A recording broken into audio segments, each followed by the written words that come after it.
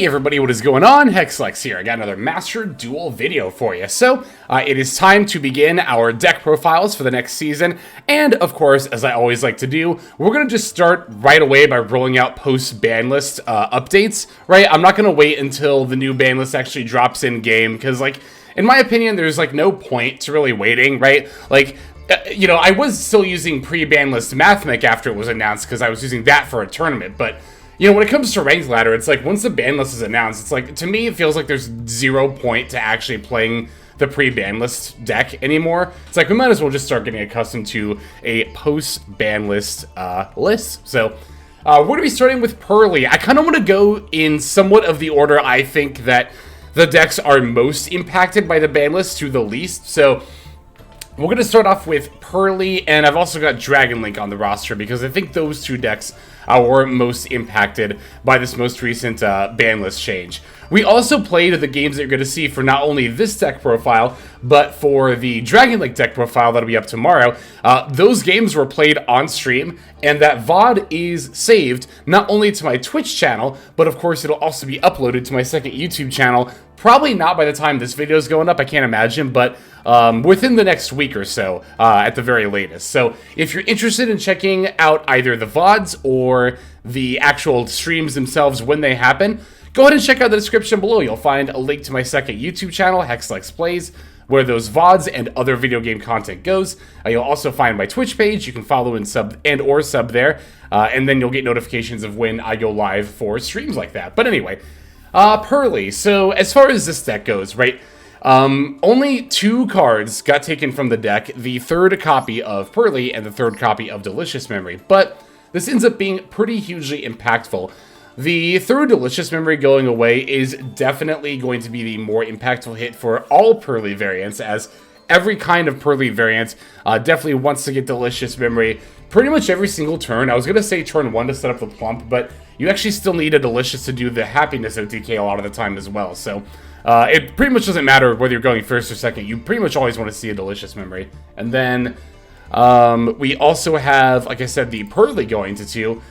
This is more going to impact the Ghost Trick variant rather than the quote-unquote regular variant of Purrely, right? I never played the Ghost Trick variant, and personally, I'm glad I didn't invest in the Ghost Trick URs just for this deck now that the Purrely has gone to 2, but from what I have heard / seen in duels, I'm pretty sure you need to cycle through either all 3 of your Purrelys or all 3 of your Purrelys. I think it's all 3 of your Purrelys, right? One or the other, in order to actually make the double noir. So with Purrely at 2, I've just heard people saying this. I don't know how true this is, but I think if you want to make double noir, you still can, but you have to cycle through all 3 of your Purrelys on turn 1, which obviously means you're not going to have any amount to follow up. Now, granted, if you go double noir on turn 1, you're probably in a pretty good spot anyway, but it's also going to be just overall less consistent with these hits to Purrely, trying to get the double noir. So I've never been on the Ghost Trick package myself, mostly because I'm not a Purrely main, and didn't really want to try it out that badly.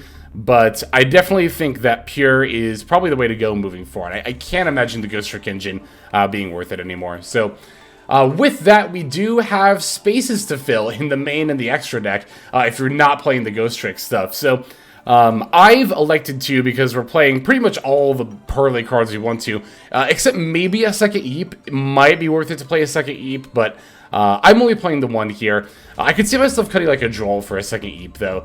But between Droll and Fenrir and Triple Tack, and we're playing Call Buys, which not every Purrely build plays, I just decided to go ahead and kind of max out on the sort of generic disruption / interactive effects, right?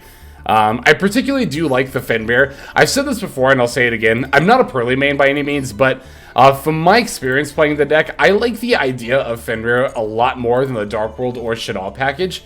Granted, the Dark World and Shaddoll package do have their own unique pros, but I think the pro of like having a Fenrir on the board, as well as a card to discard for your quick play spells, the second Fenrir you search, I just find that to be a huge, massive pro. And it's like, yeah, drawing off the brow is fine, or the Shaddoll Beast, and you could even get cute and play like the Magical Ice Fusion to make Winda, but like, I don't think that's bad. I just don't feel very compelled to play it. I don't think it's like so good that I'm gonna go way out of my way to play that stuff. So, yeah, I mean, I'm just kind of sticking with a pretty generic build here. And to be honest, like, that is something that in the past I've faced some amount of criticism for, but I think it's the best way to go, especially if you're playing a deck that you're not like the most familiar with. Like, I know enough about Purrely, but like, I'm going to be real. This is one of those decks that I have kind of started playing pretty much once a month for the deck profile, mostly because there are just other decks that interest me more. So with that kind of experience with the deck, I definitely want to stick to a more generic build. Plus, I know a lot of people who are, you know, looking at these deck profiles are probably looking for a good starting off point, and I don't want to introduce somebody to Purrely by saying, okay, well, here's like the Shaddoll Beast, and then you can also play Magical Ice Fusion for Winda, and it's like, I don't want somebody to think that's part of the regular Purrely experience, even if it might be okay. And I think it is okay, but... as far as the extra deck goes, again, we're on pretty much generic stuff, not really trying anything super duper fancy. One thing I did want to change, I'm going to actually do right now, I'm thinking about it, is I'm taking out the Fuko, and I want to put in a Linkuriboh. It doesn't help that I just put in Link, does it? I like the idea of Linkuriboh over Fuko because we're already playing the Assembled Nightingale, right? And it's like, I think this is a much better Zeus pilot than Fuko is. And I don't really see a situation where you would need more than one Zeus pilot, like, very consistently at all. I did, however, have a situation where I had a leftover Purrely on the field that I didn't really have anything to do with, and it didn't end up costing me the game or anything, but it's nice to be able to have a Link one that you can go into that's actually good on your opponent's turn as well. Anima without something to point to is just a 0 attack monster, so it's like, yeah. I think moving forward, will end up playing the Linkuriboh. The Fuko, I didn't summon once. I didn't summon a Assembled Nightingale once either, but again, I do think that between the two, this ends up being the better Zeus pilot pretty much every single time, so... playing the Ensamblue Robin, you definitely don't need this card, but I did make it a couple of times, and I find it really good if you whiff on, like, the Purrely, right, if she ends up being a particularly bad kitty, or if you just have a hand where you get, like, disrupted, like Shiftered. I think we made this when we got Shiftered once, among some other situations as well. So, yeah. I think that pretty much covers everything I wanted to talk about the list and about the deck as a whole. I still think this is one of the best decks in the meta, if not the best deck of the meta. It's really close between this and Mathmech. I think Mathmech might be very slightly better because it is more consistent now than Purrely is, I think, overall. But I don't think Purrely is by any means a bad deck. I think it is, in fact, like I said, just very barely the second best deck. Barely losing out to Mathmech. But let's go ahead and break this list down card by card, and then we'll see some gameplay. So we're going to be on 3 Droll and Lockbird, 2 Purrely, 3 Purrelyly, 3 Maxx, 3 Ash Blossom and Joyous Spring, 2 Kashtira Fenrir, 2 Triple Tactics Talent, 1 Straight Purrely Street, 3 My Friend Purrely, 2 Call by the Grave, 1 Crossout Designator, 3 Epurrely Happy Memory, 3 Purrely Pretty Memory, 2 Purrely Delicious Memory, 3 Purrely Sleepy Memory, 3 Infinte Impermanence, and then a Purrelyap. And that's going to be our main deck. For the extra deck, we are on 1 Sylvan Princessprout, 1 Lyrilusc Assembled Nightingale, 1 Lyrilusc Ensamblue Robin. Again, for the deck profile, we were on 1 Fuko, the rank 1 bird. That's a Zeus pilot. 1 Epurrely Happiness, 2 Epurrely Beauty, 2 Epurrely Plump, not 3, 2 Epurrely Plump, 1 Downerd Magician, 2 Epurrely Noir, 1 Divine Arsenal, AA-ZEUS, Sky Thunder, 1 Linkuriboh, which again we did not actually have for the games, we had the Fuko instead, but moving forward I would absolutely play the Linkuriboh, 1 Relinquished Anima, and then 1 Sky Striker Ace, Azelea. That's going to go ahead and do it for our list. Let's see some games now. Okay, so our first opponent is going to be on Kashtira. Kashtira, I've said this a couple of times now. I talked about this in more depth in my latest This Week in Master Duel video, but I do think that Kashtira is actually at least somewhat being underrated right now, honestly, but I'm going to lead with Fenrir and then activating Fenrir's effect. Let me elaborate that actually on that for a second. I think the reason Kashtira is being underrated now is because it was previously overrated. People tend to overcorrect a lot of the time when it comes to their assessments of a deck like that. So, you know, People thought Kashtira was going to be the be-all, end-all of Master Duel. It wasn't at all. Told you. Haha. Anyway. Then after it got no tournament results, now people stopped playing it altogether, which also isn't right. I think Kashtira is a very solid tier 2 deck in this meta. Also, we're rocking the new Slifer field, which I love. I thought I was going to hate this field from like the static image of it, but actually seeing this cloud effect rolling on the field, I like this a lot. I like it quite a bit, actually. Anyway, let's special the Fenrir, normal the Purrelyly, add the Yeep, because I already have the My Friend in hand. We're going to use My Friend. Opponent's going to D-Shifter in response. Now, that's obviously going to be a bit of an issue, because we definitely need our spell cards to go to the graveyard in order to be able to, well, you know, utilize them and pick them back up from the graveyard with Plump and all that fun stuff. So, I did make a bit of a misplay here. When my opponent activates Shifter, I'm just going to go ahead and chain both the Pretty and the Sleepy Memory. The problem is, cards don't go to the graveyard right after they resolve, which I just completely blanked on. So, yeah, as a result, as you're about to see, those two cards are going to get banished there, right? Also, I want to talk about my Friend reveal here. I revealed Stray Purrely and then the two Delicious, right? In hindsight, if I had known that these were going to get banished, I hadn't made that misplay, I would have grabbed a Pretty instead of a Stray as my third card. One of the most common questions I was asked on stream while playing this, and I anticipate will be in the comments below, is, what do you grab for the third card with My Friend now? Unfortunately, for those of you who are looking for a straight, clear-cut answer, there's not one. It super duper depends on what's in your hand. I think, okay, let's say though you had a hand of, you activate the My Friend, and literally the rest of your hand is all like cantrips. You have no other Purrely cards in hand.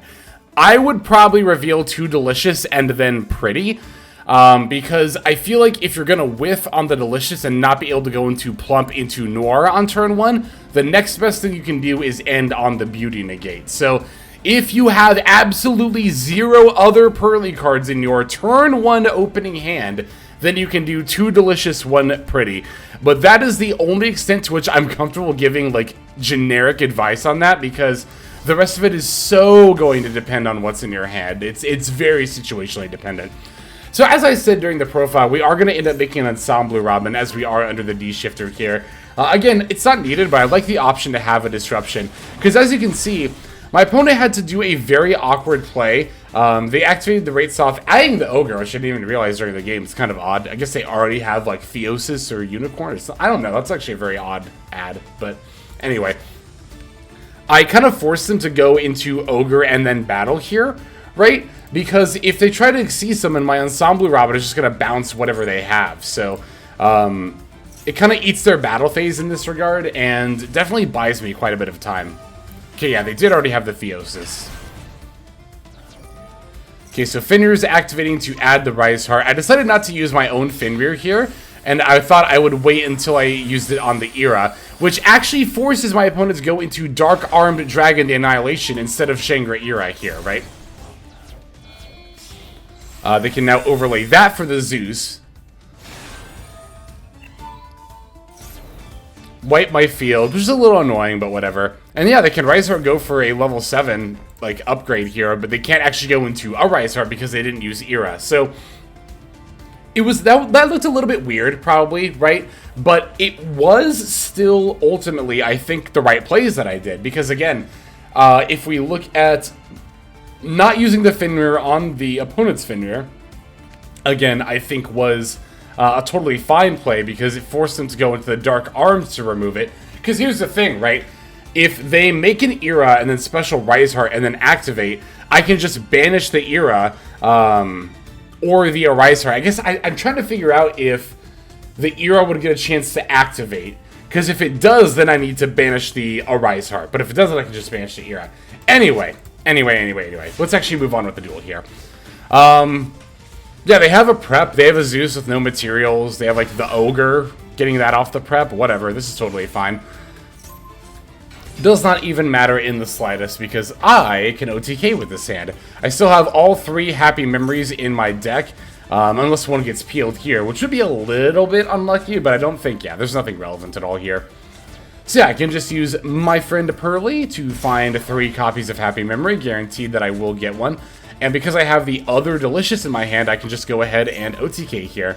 For those who don't know, Purrely has a very easy OTK line. It just needs your opponent to have an attack mode monster with 2,700 or less attack points. Basically, the idea is you make Epurrely Happiness, as seen here, and then activate Delicious. Use Epurrely Happiness to attach the Delicious to get the power boost, and also make it so that whatever monster you're battling into can't be destroyed by battle. Bright Sword can no longer be destroyed by battle. That means Happiness can battle into it, have its attack points. Because it has another Happy Memory, it can battle again, and also by its own effect, it can keep adding the remaining copies of Happy Memory, which I can then activate and then attach to the Happiness, as you're seeing here. If your opponent is at 8,000 life points, again, the requirement is that they have an attack mode monster with 2,700 or less attack points. That is what it takes to OTK with Purrely in this situation. Here they were at 9,000, but they also started off with a weaker monster, so I will have more than enough damage to finish them off. Even finishing them off by doing 3,312 points of damage. Always fun when you get weird numbers that go into like the single digit there. But yeah, I think that was a pretty good showcase of Purrely. It not only showed off the OTK line that when you get to battle, but D-Shifter is a card that can be very scary, and as you saw, is like turn ending, but because of the text we're playing in the extra deck and how we're able to play around, or really not play our Fenrir's effect, and playing into our opponent's potential outs, we were able to get them in a position where we're able to, even though they D-shifted, which should be a game-ending disruption for us, we still came back and we're still able to win. So, cool, good stuff. Let's go and look at our next game here. Okay, our next duel is against Unchained. I'm guessing this person is quite eager for the new support to come out. I think a lot of people are, honestly. Plus, you know, these games, I will say, are also from Master 1. As you'll see if you watched the VOD or if you were there for the stream live, you know we were in Master 1, so. Also probably explains why they're on a more fun strategy like Unchained. I don't know a lot about Unchained, but I'm definitely going to try to Ash Blossom the effect that summons a monster from the deck. Looks like they are going to have the Called By for us here, though, so that is going to ultimately stop our Ash Blossom and allow them to proc the search there. Take a sip of water here.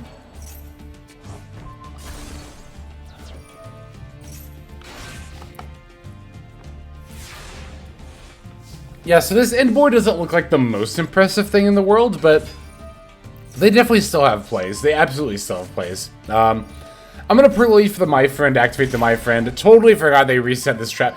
Well, I didn't even forget they reset the trap card. I just... Fine, I'll admit it. I didn't read it. I'll admit it. I didn't read the trap card they reset before I activated the My Friend, you know. You all know how it goes. You all know how it goes, but... they are going to max in response to the Pretty here. So I'm going to grab the Purrelyly, and when they draw off Maxi, I'm going to go ahead and Droll. Now, this does ultimately end up stopping that Purrely I just activated, but I think that's fine, because I think I still need to try to go for a Zeus line here, is what I thought until I saw that Dimension Barrier. So that is more than a bit of a yikes. More than a bit of a yikes, so yeah, D-Bear is going to proc. No Xyz summoning this turn, no Zeus, and they get their Unchained monster back. But I can triple attack to take control of the level 8, and the level 8 can actually, yeah, as you can see, link using an opponent's monster. So this one triple attack is able to steal both their things. I can go for Azelea here. Which, you know, obviously I would have much preferred to go for Zeus, but we'll definitely leave them in relative, like, top deck mode here. That's a fine compromise, even if my field doesn't look good. Oh, this was also, hey, this was also the game that I mentioned during the profile, where I really would have liked to have had a Linkuriboh to go into on this turn. Thankfully, it didn't end up mattering, but being able to turn one of these, probably the Purrely, because we could still use the Purrelyly on one of the graveyard, like the Pretty Memory in the graveyard here, right? Using the Linkuriboh, using the Purrely going Linkuriboh, I think would have been better here. So, yeah, as you can see, we still had the Fuko here. And, again, with the assembled Nightingale, I don't think you really end up beating the Fuko as well. And they're going to imperm the Purrelyly. That's 100% fine. Actually, just okay. Because I also have a Pretty Memory in hand. So, I'm just going to use the regular Purrely effect here. to go into the Epurrely Beauty. We'll enter the battle phase and battle with Beauty. The Abominable Chamber is battling, or getting brought back, rather. I'm going to battle into it anyway, just to go for the ZEUS here. Oh, I could have also used Beauty's spell effect here as well. Just eat my opponent's monster. I didn't have to battle into it in defense mode, so that was a minor misplay on my part, but it ultimately just would have saved me the damage, I think. We're going to change Zeus's effect to the Unchained Soul of Disaster because of the way it's worded, right? It says that you have to, yeah, using that, only this card you control and that opponent's monster as a material. So, if the Unchained Soul of Disaster gets removed from the field before the effect resolves, then the effect will not resolve at all. So even though they are trying to link with my ZEUS here, they're, as you can see, they're not going to be able to, so.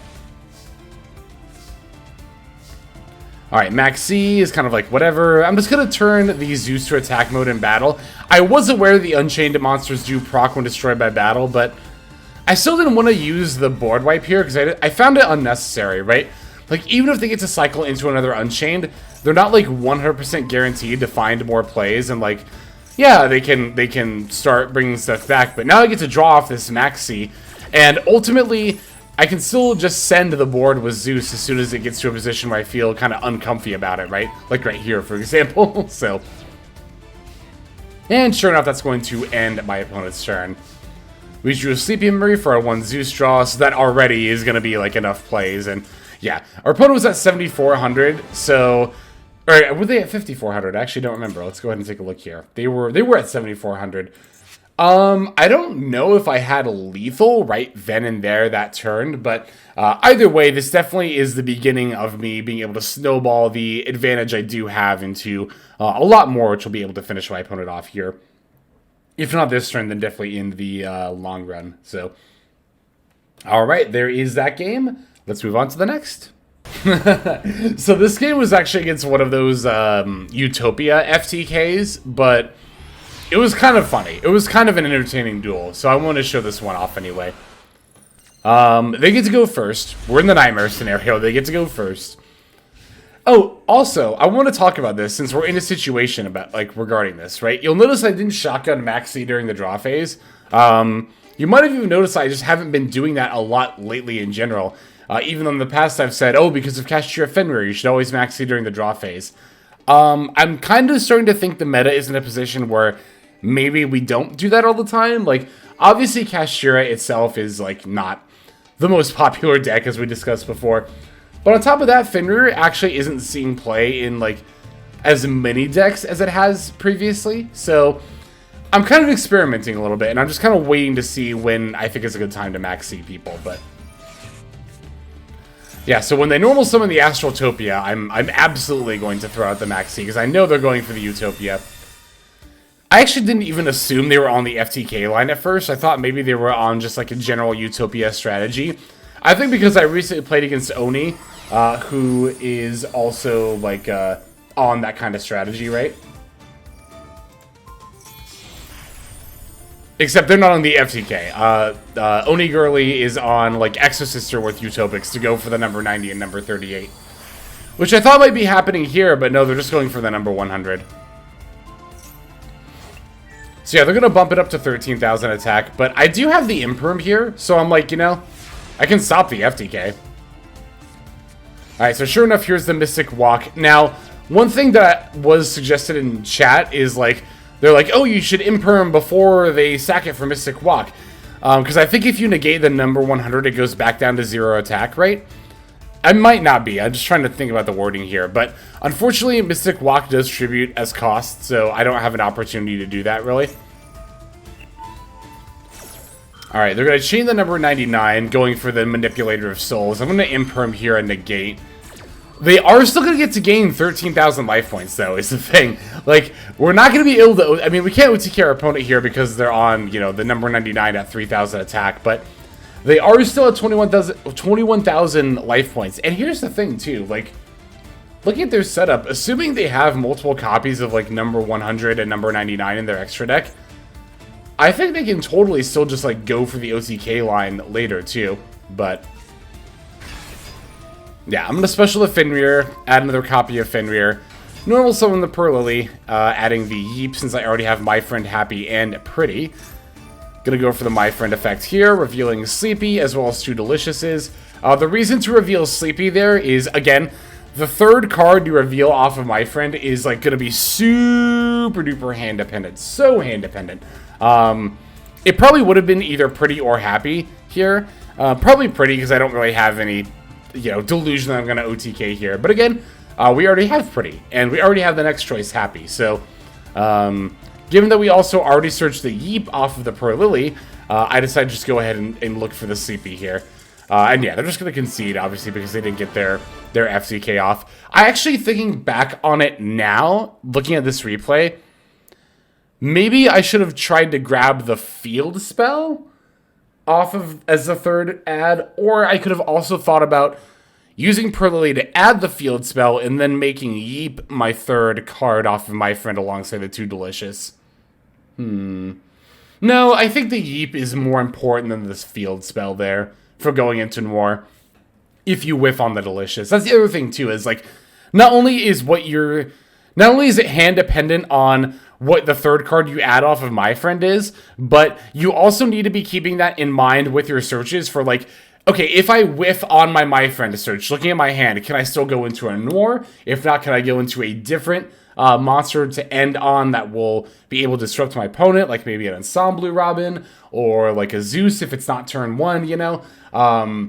Just trying to assess that makes it so much more important to think about these things with Purrely, which I think is kind of cool. I actually think this is a really cool ban list change where it not only affected the overall general consistency of the deck, but because your My Friend is no longer guaranteed to get Delicious, you need to really consider what's in your hand, what the third option can be, and in turn, what plays you will have if you add the third option that's not one of the Delicious, as well as the rest of the cards in your hand. So, good change on the ban list, honestly. It feels like you have to think more for Purrely, which is definitely not a bad idea. We have to think more to play a high-tiered deck. But we have one more game to check out. Let's go straight into it here.